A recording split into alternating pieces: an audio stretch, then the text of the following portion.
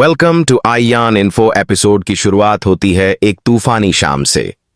पूरे शहर में मूसलाधार बारिश हो रही थी, आसमान में बिजली चमक रही थी और खरे हवेली के बाहर पुलिस की गाड़ियां खड़ी थीं। चारों तरफ अफरा तफरी थी। तारा को पुलिस ने गिरफ्तार कर लिया था। मीडिया के कैमरे चमक रहे थे, लोग सवाल कर रहे थे, क्या तारा सच में दोषी है? क्या उसने सच में ऐसा किया? लेकिन कोई जवाब नहीं था। हवेली के अंदर सारू रोती हुई खड़ी थी। उसके चेहरे पर बेबसी साफ झलक रही थी। वो बार बार कह रही थी, तारा दी ऐसा नहीं कर सकती, किसी ने उन्हें फंसाया है। दूसरी तरफ चंद्रकांत अपने कमरे में खड़ा था। चेहरे पर संतोष की मुस्कान थी। उसने धीरे से शराब का गिलास उठाया और बोला, आखिरकार रास्ते के कांटे हटने लगे हैं। पहले तारा, अब सारू और फिर पूरी खरे हवेली मेरी मुट्ठी में होगी। उसके शब्दों में जहर था, लेकिन उसे यह अंदाजा नहीं था कि उसके खेल का शिकार वही लोग नहीं होंगे जो वो सोच रहा था, बल्कि अब उसके खिलाफ एक ऐसी आग भड़कने वाली थी जो उसके साम्राज्य को राख कर देगी। वेद अपनी मां दादीसा के पैरों में बैठा था। उसकी आंखों में आंसू थे। दादी, मैं तारा को बचाऊंगा, चाहे मुझे कुछ भी करना पड़े। दादी ने उसका सिर सहलाया। बेटा, सच कभी छिपता नहीं, बस समय चाहिए। तभी रोहित आया, दरवाजा जोर से खोला और बोला, अब बहुत हुआ दादी सा।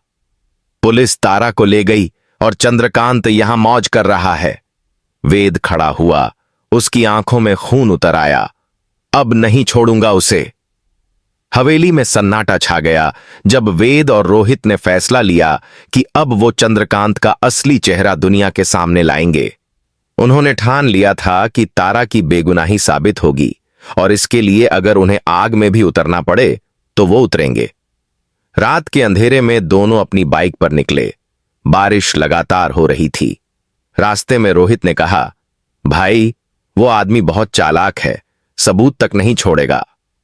वेद ने दृढ़ नजर से कहा, उसके गुनाहों के निशान उसके अंदर हैं और मैं वो निशान ढूंढ निकालूंगा।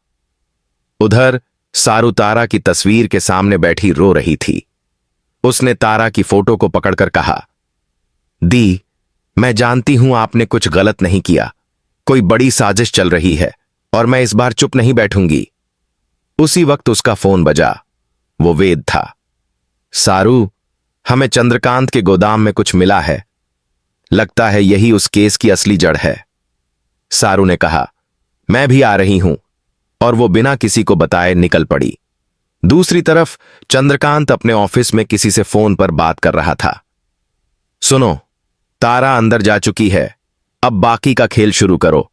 वेद और रोहित को संभालना तुम्हारा काम है। फोन के दूसरी तरफ एक ठंडी हंसी गूंजी। समझ गया सर। लेकिन चंद्रकांत को नहीं पता था कि जिस गोदाम में वो अपने गुनाह छुपा रहा है, वहीं वेद और रोहित पहुंच चुके थे। चारों तरफ अंधेरा था। हवा में सड़न की गंध थी और कमरे में बिखरे हुए कुछ कागज, तस्वीरें और एक पुराना लैपटॉप रखा था। वेद ने लैपटॉप खोला।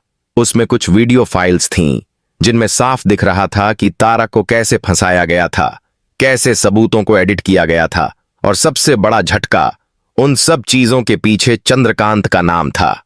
रोहित ने गुस्से में कहा, अब तो उसे छोड़ना नहीं भाई। वेद की आंखें लाल थीं। अब ये खेल खत्म करने का वक्त है। उन्होंने सारे सबूतों की कॉपी बनाई और तुरंत हवेली की ओर चल पड़े। लेकिन रास्ते में उनकी गाड़ी को एक ट्रक ने रोक लिया। वही आदमी था जिसे चंद्रकांत ने भेजा था। गोलियां चलीं, चारों तरफ अफरा तफरी मच गई। वेद ने रोहित को पीछे धकेला और खुद ट्रक के सामने जाकर भिड़ गया। लड़ाई में रोहित को चोट लगी, लेकिन वेद ने वो हार्ड ड्राइव बचा ली जिसमें सबूत थे। आखिरकार दोनों किसी तरह पुलिस स्टेशन पहुंचे और इंस्पेक्टर के सामने सारी फाइलें रखीं। इंस्पेक्टर ने फाइलें देखकर कहा, यह तो बहुत बड़ा केस है, हमें तुरंत कार्रवाई करनी होगी। उसी वक्त खबर आई, चंद्रकांत हवेली छोड़कर भाग गया है। सारू को जब यह बात पता चली तो वो तड़प उठी। नहीं, अब वो बच नहीं सकता। वो भी पुलिस के साथ निकली। दूसरी तरफ चंद्रकांत ने एक पुरानी फैक्ट्री में पनाह ली थी। उसने अपने आदमी से कहा, मुझे बस 24 घंटे चाहिए, सबूत नष्ट हो जाने चाहिए। लेकिन तभी बाहर से वेद की आवाज आई, अब तेरे पास एक भी घंटा नहीं है चंद्रकांत। वेद और रोहित अंदर आए, गुस्से से भरे। चंद्रकांत हंसा, तुम दोनों मुझे मारने आए हो? वेद ने कहा, नहीं, तेरे गुनाहों को खत्म करने आए हैं। दोनों के बीच जबरदस्त लड़ाई हुई। मशीनों की आवाज, बिजली की चमक और बारिश की बूंदें, सब कुछ मिलकर एक फिल्मी माहौल बना रही थीं। आखिरकार वेद ने उसे दीवार से धक्का मारा और चंद्रकांत जमीन पर गिर पड़ा। वेद ने कहा, तूने तारा दी को फंसाया, अब तू कानून के हवाले होगा। चंद्रकांत ने घायल हालत में कहा, तुम जीत नहीं पाओगे, क्योंकि इस खेल के असली खिलाड़ी तुम सोच भी नहीं सकते। उसकी आंखों में एक रहस्यमय चमक थी। तभी पीछे से आवाज आई, तो क्या मैं सामने आ जाऊं? वेद और रोहित ने पीछे देखा।